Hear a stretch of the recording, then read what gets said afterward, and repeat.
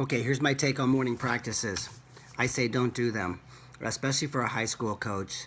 Um, well, middle school as well. I don't think any youth coaches are into any morning practices. I did have a wrestler who just texted me and said that he's been training in the morning, getting up early. And, I don't think that's a bad thing.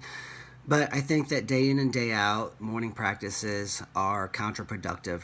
These kids nowadays, especially if they're watching their weight a little bit in high school, they've got a dual meet on Tuesday, a dual meet or a tournament Friday night, a tournament all day Saturday, probably no practice on Sunday, but they're getting caught up on homework.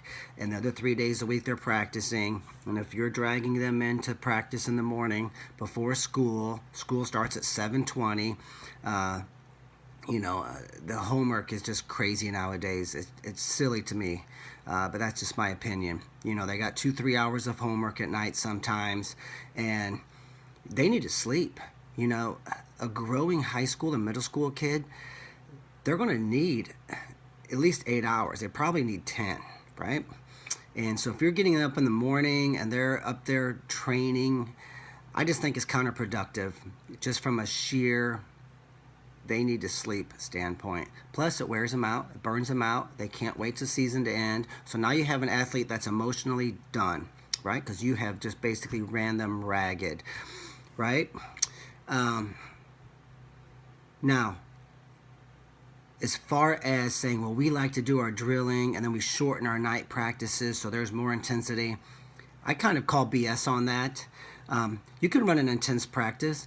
Why not combine them? And if you're saying, well, we do conditioning in the morning, so now you're taking a kid that's fresh and you're doing conditioning, isn't it better to have a good hard drill, very organized, and on the stopwatch, kind of command style drilling like what, we do at our camps and so forth, and, keep the kids' feet moving, put the workers to work through the whole drill regimen. Maybe have some on your own drill time built in for the kids to have some individual work, then go into a very good live wrestling session. And then now that they're tired, now you should have conditioning on top of a tired kid. Why do the conditioning when they're fresh? So to me, none of this makes any sense.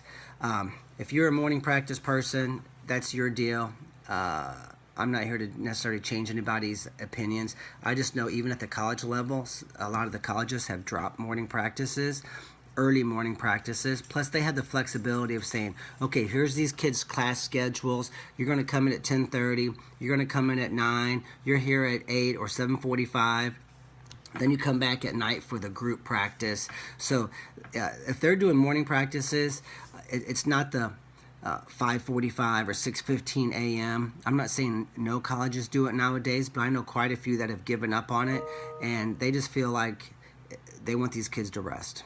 So that's my take on morning practices. If you're an individual, this would be the best morning practice. I would say while you're on your way to school, what if you started your day with motivation, and maybe you listen to the interviews of Cale Sanderson or some of these elite college wrestlers or elite college coaches. They're giving their secrets away.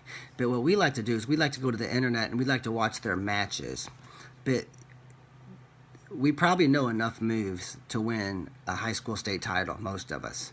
But the reason you're lacking that accomplishment is probably has to do with what's going on up here.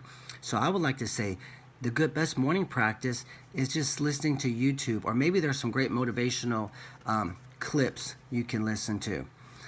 That it's kind of like bathing your brain in motivation and success. Plus, some of us battle negative thoughts. So what better way to start your day with listening to Cale Sanderson as he gives his secrets away. Now you're having tools added to your toolbox. We just want to add, let's get a better single leg, or let's get better at conditioning, or let's see how many push-ups we can do. Sure, those are tools in your toolbox, but you probably have enough tools in your toolbox to win a state title, but you're not winning one. So maybe work from the neck up and feed yourself these tools. If Cale Sanderson tells you his secrets, if Tom Brands is telling you how he gets his team ready, if John Smith is telling you these things and you're not listening, these college guys who are all Americans or who win NCAA titles, they have interviews after their matches or after the All-American awards are presented. You're telling me it's not important to listen to these guys? As I said, they're giving their secrets away. And then from a motivational standpoint, if you start your day with, there's quite a few. Just listen to a 10-minute motivational clip on the way to school, and you're trying to keep your emotional state in a positive, moving forward. I am moving towards the finish line mindset, and if you need to do that as well before practice, now you're getting in a great habit of motivating yourself. Too often we say, well, I'm just not motivated. Well, that's your fault. I always say this: you're motivated 2 weeks after state. That's it.